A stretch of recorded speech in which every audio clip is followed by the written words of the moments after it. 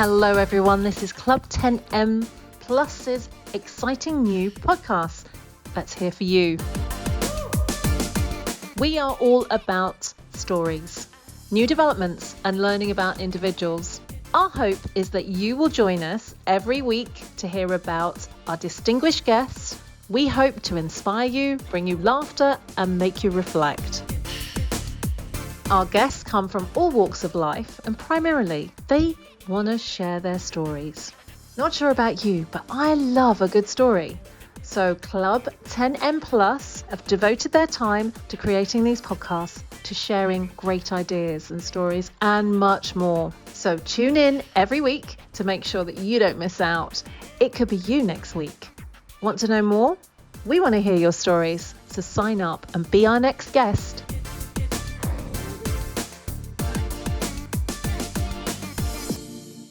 Welcome, Jessica. I am so thrilled to be speaking to you today. I'm going to start on never say no, be curious, and always have a superpower. But I'm going to let Jessica tell you all about these things because she is literally the epitome of positivity. So over to you, Jessica, and welcome. Thank you, Krista. I'm absolutely delighted to be here. I'm sat here in my positive pink. And I'm Jessica Wilkes-Ball. I'm a professional in the world of sustainability working for a law firm. Um, where do I start? I remember sitting in a classroom doing my GCSEs and being told by a teacher, well, you'll be lucky to pass this. Why are you doing triple science? You're not bright enough to do triple science. You don't live in a brilliant background. You only live with your mum and dad aren't together. You've had this great opportunity to come to this school, but you'll be really lucky to get a job. And I'm sat there, and at 11 years or 12 years old, when you start to hear those kinds of things, you get this massive imposter syndrome. And I've lived with that all my life. I've always felt like I've never been good enough, or that I've been set up to fail, or people are out to get me. And then in 2021, I had a bit of a epiphany, so to speak. I had a child in the start of 2020.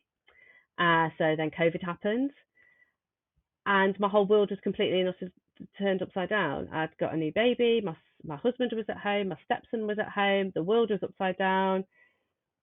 Our family couldn't see us. And honestly, I get emotional thinking about it because it was one of the hardest parts of my entire life. And I think if we can get through this, we can get through anything.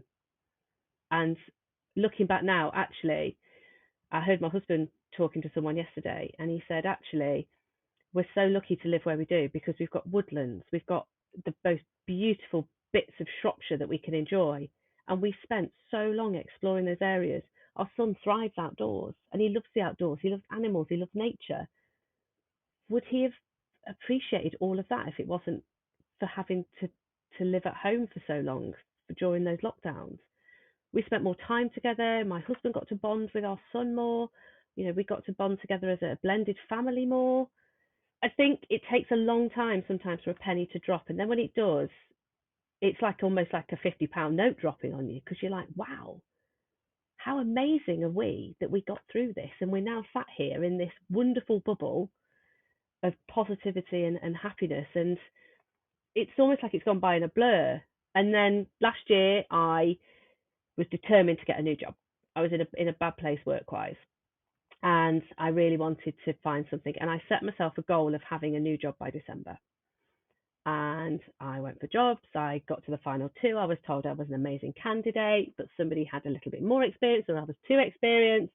All the cliches. And then in December, I went for the job that I'm in now with absolutely no pressure on myself. I think I put so much pressure on myself previously and done so much research, and there was post-it notes everywhere in this office.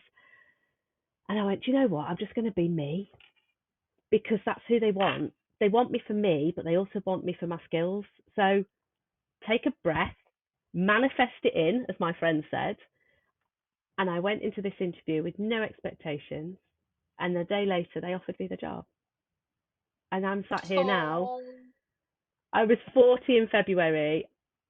My 40s are going to be the best years of my life, honestly. oh. Honestly, Do you know I'm just so privileged. what? I've got to stop you there and go, "Oh, that was a lot. There's so much happening. And to turn 40, new job, and you got it the day after.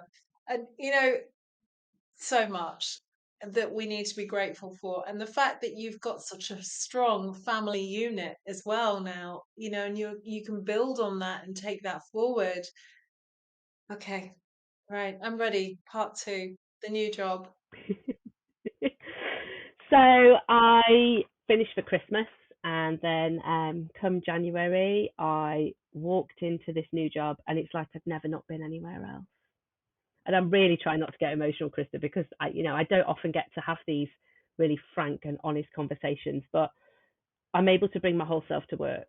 I'm trusted to do the job that I do. I'm invested in. I am supported, and I have an amazing group of people around me who make me laugh, who support me, who I know that I could pick the phone up to and go, actually, I'm struggling with this a bit. Can I have some help? And they'd be like, yeah, of course you can. Or you can bump into the senior partner or, the managing partner. And we were in the canteen together and she was like, can I join you for lunch? Oh, yeah, of course you can.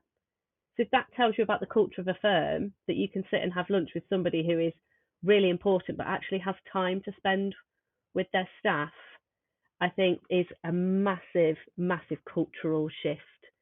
I think, again, pre-COVID, everybody was running around so busy, taking a lot for granted, whereas actually now, sitting down, having lunch, having a conversation with somebody in the office, because you are hybrid working, that feels like a treat rather than the norm. And it's quite nice to break that up and actually be able to have those really interesting conversations. And I love people. I love finding out about people. Um, Someone once said to me, you can get things out of people that nobody else can, but I'm an open book and I give to get. So I may be a bit honest and I may be a little bit um, assertive, probably bossy as well, some people would say, and direct, but that's how I like to conduct my work. And I would like people to be very black and white with me, and I will be very black and white with you. If there's a problem, don't wait 3 weeks to tell me. Come and talk to me now, because Absolutely. nothing can't be solved by an open conversation. No, you're You know. absolutely right. So positivity has definitely come out. So curiosity is something we're going to talk about for a few minutes. Now, why do you have to be curious? I mean, that's what does success, I should say, have to do with curiosity? Oh, I this is a very humble brag, but in 2019, I was about 7 months pregnant, and I got invited to go to speak at the UN in Geneva. And it was to a group of young people from Switzerland, from America, from the UK. So I got to go to the UN to speak to these young people, and it was like a Bond set. It was amazing. And I stood up and I said, I can't believe I'm here. Firstly, I can't believe I'm here. Secondly, I can't believe that you actually want to listen to me. And thirdly, I'm basically coming to give you a bit of my life story and tell you that actually, you may think that you're not going to achieve, but everybody's got a superpower, and you find that superpower by being curious. And I told a story about my stepson, who at the time was 9. And I was pregnant, and he'd never really been around anybody pregnant where he could ask very honest questions. And I said, everybody should have the curiosity of a 9-year-old. And they all looked at me and went, really? And I went, because when you're 9, you can ask the questions that an adult doesn't feel that they can. So everybody should have the curiosity of a 9-year-old. And he turned around to me and he said, so the baby, yeah, said, can it, does it like burp and does it do all those other things, like inside? And I'm like, I don't know, Fred, I don't think so. He's like, well, can you find out? So I went and asked the midwife, and it's like, my stepson's asking all these questions about what happens. I don't know the questions. But he was able to ask those questions because he has no fear of being able to ask those questions. And he did it in such a way where it wasn't aggressive, it was just pure and utter curiosity. And I say this a lot. I'm a pain for going, yeah, but why is it like that? Or, oh, that's interesting. And I go down a rabbit hole on Google and I come out with the most random facts. And I'm like, well, okay, well, there you go. I can store that for another time. But being curious and it's not about being educated or informed. It's about that that element of curiosity. How does that work? Why does it do that? And having that confidence of an 8 or a 9-year-old of being able to ask those questions. And I just know that when my youngest boy gets to that age, I am fully prepared now for all of those questions. Well done, absolutely. I mean, it's the curiosity that really, what was it that killed the cat? But we won't go there. And I think it's that's an interesting thing as well in itself. That's another rabbit hole we won't be going down today because I don't know if I even know the answer. Um, we'll have to find someone that does, or maybe Google. Um, I think, you know, listening to you, part of your story now, and having the way, how tough it was. What's the one thing that you love to tell everybody that they should do more regularly and more of, apart from the nuggets we've had? Just that one takeaway would be amazing. Don't ever let a no put you off. I So heard a really powerful. interesting quote today, and it says, "You're only hearing no because you're not asking the right question." And I heard that this morning, and I was like, how timely that I heard that. And I'm sat here going, this is so true. It's not what you ask, it's how you ask it. And I'm like, this is what I've been searching for my entire life. That one little quote that I heard this morning on a podcast was, "You're only hearing no because you're not asking the right questions." Perfect. Like, Love there it. you It's go. a There's the brilliant takeaway. ending, Jessica. Thank you. Thanks so much for your time and thanks for being on here.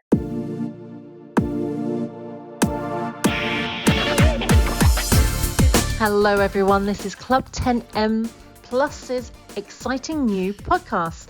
Let's hear for you. We are all about stories, new developments, and learning about individuals.